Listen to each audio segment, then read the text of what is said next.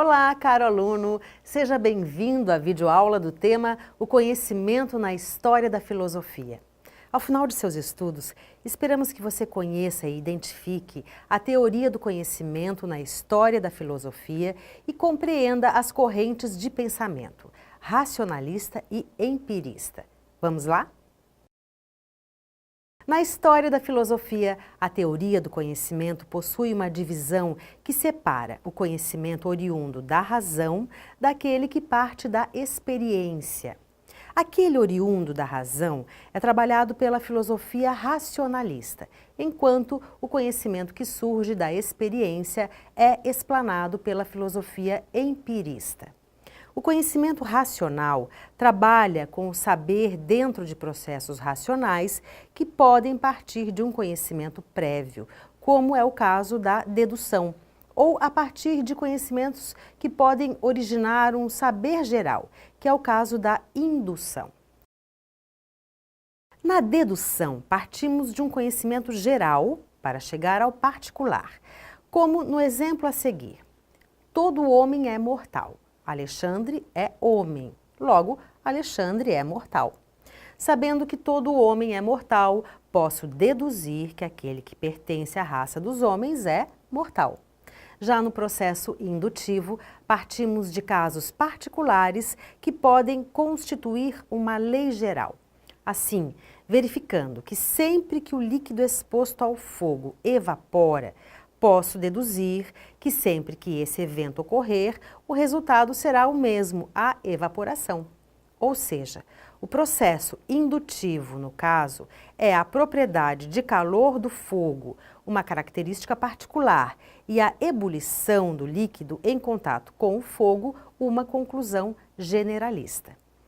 Esse conhecimento de cunho racional ganhou grandes proporções com a filosofia dogmática, que estabelecia verdades absolutas que não eram colocadas à prova e sempre permaneciam como verdadeiras. Os dogmas se contrapõem ao ceticismo, conhecimento que prefere duvidar daquilo que se estabelece como verdadeiro, buscando sempre atingir o conhecimento sem partir do que já está estabelecido como certo e indubitável. No ceticismo, busca-se a certeza sem prescrevê-la como dada.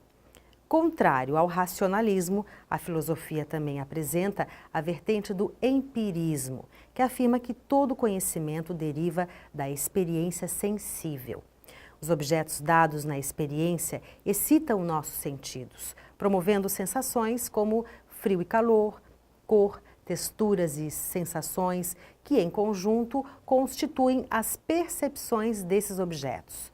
As percepções são trabalhadas pela razão, que constitui conceitos dos objetos da experiência, podendo formar, a partir de conceitos adquiridos, novos conceitos e novos conhecimentos.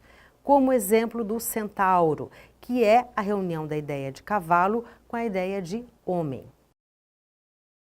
A caracterização da teoria do conhecimento com uma suposta divisão entre conhecimento racional e empírico tem um marco na história da filosofia com a crítica da razão e de seus limites, estabelecida por Immanuel Kant, que procura mostrar a mudança de eixo no processo de conhecimento. Kant promove o que se costuma chamar de revolução copernicana, colocando o sujeito no centro do conhecimento, o qual deve conhecer os objetos, representando o mundo à sua forma. Além disso, com Kant, saímos da ontologia, com a preocupação em conhecer os objetos, para a epistemologia, com a preocupação em conhecer os objetos, mas com ênfase na forma como os conhecemos. A mudança se estabelece pela pergunta de como conhecemos as coisas e não mais o que são as coisas. A filosofia, tanto pelo lado racionalista quanto pelo lado empirista, tem a razão e a experiência como artefatos do conhecimento, possibilitando um olhar para o mundo, constituindo saberes pela razão ou pelos sentidos, dependendo apenas da perspectiva que se olha para o mundo. Bem, chegamos ao final da nossa videoaula.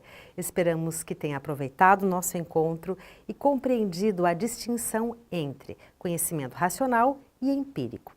Lembre-se de que com a filosofia kantiana, a perspectiva no campo de conhecimento ganha novos desdobramentos, passando da ontologia para a epistemologia. Obrigada pela companhia e até breve.